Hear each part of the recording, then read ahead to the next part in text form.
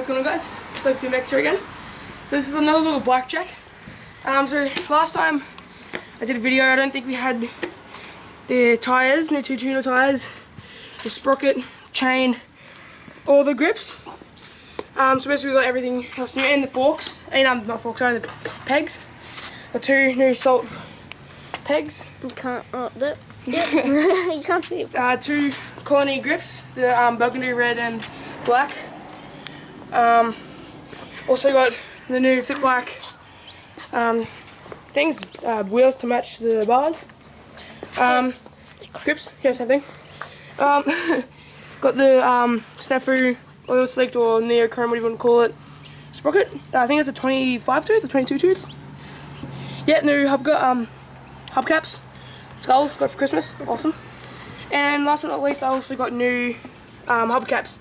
I did get the front one, that's a Division, I'm pretty sure. Division, and the front one would have been X, Salt Plus, whatever it is.